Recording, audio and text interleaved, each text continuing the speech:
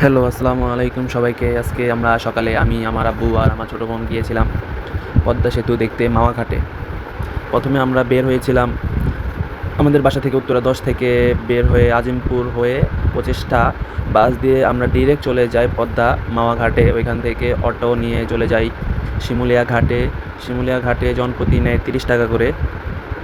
তারপর আমরা কিছু নাস্তা করলাম। কিছু নাস্তা করে তারপর আমরা চলে গেলাম আমাদের গন্তব্যস্থানে মাওয়া ঘাটে। তারপর অনেকক্ষণ ওইখানে ঘুরে চলে আসলাম আবার শিমুলিয়া ঘাটে। শিমুলিয়া ঘাটে আসলে মাছ পাওয়া যায় ওইখানে, কিন্তু মাওয়া ঘাটে কিছুই নেই দেখার মতো, শুধু ছবি তোলা যায় আর কোনো কিছু করা যায় না তেমন। মাওয়া ঘাট থেকে আমরা চলে যাই শিমুলিয়া ঘাটে। শিমুলিয়া আমরা অটো দিয়ে 20 টাকা করে জনপ্রতি চলে যাই শিমুলিয়া ঘাটে। তারপর আমার আব্বু একটা মাছ দেখতেছিল, ওইখানে মাছের দাম অনেক ছিল, একটা মাছের দাম বলতেছিল 2400 টাকা করে। তখন আর ওইখানে মাছ নেই না, অন্য জায়গায় মাছ দিতে চলে যাই। তারপরে যে এই রেস্টুরেন্টে এসে চাপ সামলাও, এই রেস্টুরেন্টে মাছ পছন্দ হয়। দেন আমাদের মাছ চয়েস করা হলে আমরা বলে দিই কোনটা তারপর আমাদের মাছ সরিষার তেল দিয়ে ভেজে দেয় সুন্দর করে।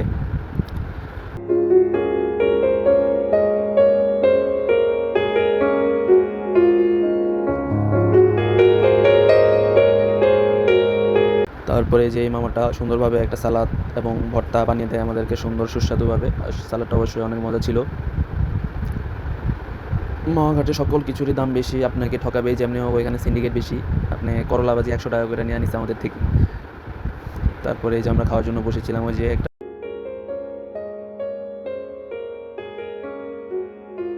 বিড়াল দেখা যাচ্ছিল। এই যে আমাদের খাওয়ার প্রস্তুতি চলছিল, তখন খাবার দিয়ে গেছিলো। দেন আমরা খাওয়ার শুরু করি। ইলিশ ভাজা আসলে সরিষার তেল দিয়ে ভালোই লাগে। খাওয়া দাওয়া শেষ করে আমরা চলে যাই আমাদের নৌকা ভ্রমণে। নৌকাতে যখন উঠি তখনই বৃষ্টি শুরু হয়েছিল। প্রথমে বৃষ্টি ছিল না, তারপর বৃষ্টি শুরু হয় মাছ নদীতেই। যখন আমরা পদ্মা নদীর নিচে ছিলাম একদম বরাবর, তখন থেকে বৃষ্টি শুরু হয়। তাও আমাদের একদিনের ট্যুরটা সুন্দরভাবে সফল হয়েছে। আমি, আমার আব্বু, আমার ছোটো বোনের সাথে একসাথে আমরা গিয়েছিলাম। আমার আম্মু যায়নি, আমার আম্মু অসুস্থ ছিল তার জন্য। এবং ওইখানে গিয়ে 1-2টা আন্টির সাথে পরিচয়, তারা অবশ্যই অনেক ভালো। তাদের বিহেভিয়ার অ্যান্ড তারা আমাদের উত্তরারই। তারপর কিছুক্ষণ পর আমরা যখন পদ্মা নদীর কাছে আসি, তখন আমি কিছু ফটোশ্যুট করি অ্যান্ড ভিডিও শ্যুট করি। এই যে দেখাই যাচ্ছে এখানে স্মৃতি রাখা হলো। তারপর বৃষ্টির মধ্যে আমাদের নৌকাওয়ালা মামা আমাদেরকে আমাদের পাড়ে এনে নামিয়ে দেয় অনেকক্ষণ ঘোরার পরে।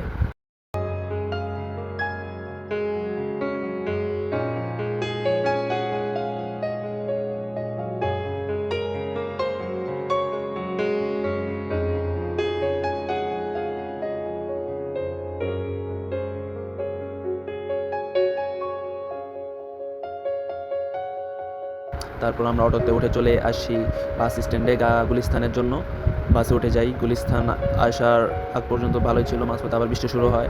বরিশালের এই পদ্মা যাওয়ার আগে রাস্তাটা অনেক সুন্দর, চারপাশে গাছপালা, সবুজ প্রকৃতি, ফুলের গাছ চারপাশে, ভালোই লাগছে রাস্তাটা আজকে।